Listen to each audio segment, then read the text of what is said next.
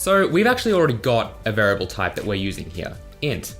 Int stands for integer, and it lets us store an integer in a given range. If we want to declare a brand new variable, we can do so by typing the type of the variable, giving it some kind of name, for example, variable, and then giving it a value. Now this last part is optional, you don't have to give it a value immediately, but for now let's just give it the value 8. An integer is a data type that is traditionally 4 bytes large. The actual size of a data type depends on the compiler, so it may be type is meant for storing integers in a certain range. Because it's 4 bytes large, we are limited as to what kind of numbers we can store with it.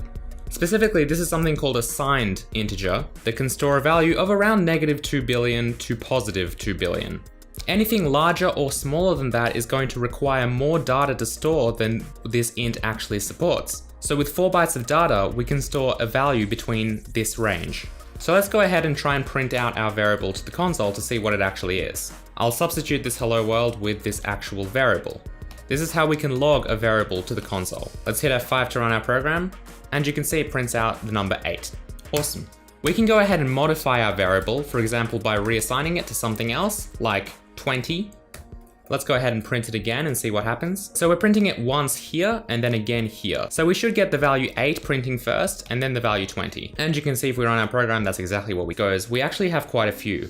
We've got char, which is 1 byte of data. We've got short, which is 2 bytes of data. We have int, which is 4 bytes of data.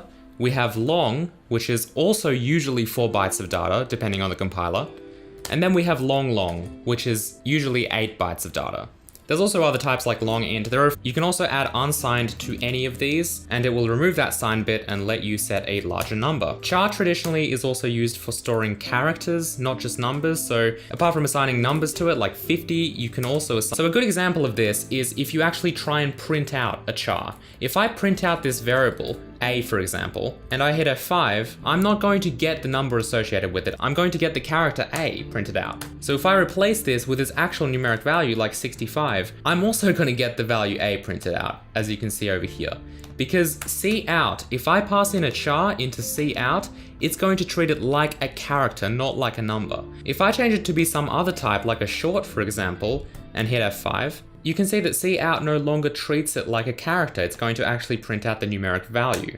And even if I assign a character here, it's just really assigning the value 65. So if I run this again, you can see that we get. So with those integer types aside, what if I want to store a decimal value? For example, 5.5. How do I do that? Well, for that, we have 2 data types. We have float and we have double. There are also some modifiers that you can do like long double. We're not going to get into those. So a float is basically a decimal value that we can store that occupies 4 bytes of data. So let's define a variable here, such as 5.5. How do we do that? Let's also replace this variable A with printing out our float variable and compile our file. Let's hit F5 to run our program, and you can see we get 5.5 printed out. Fantastic. Visual Studio, and we hover our mouse over this value, you can see that in brackets it says double. As I just mentioned, we have 2 different variables that we can use to store decimal numbers, float and double. So how do we discern between what a double is and what a float is? The way we do that is by basically appending an F to our float variables. It can be lowercase or uppercase, it doesn't matter.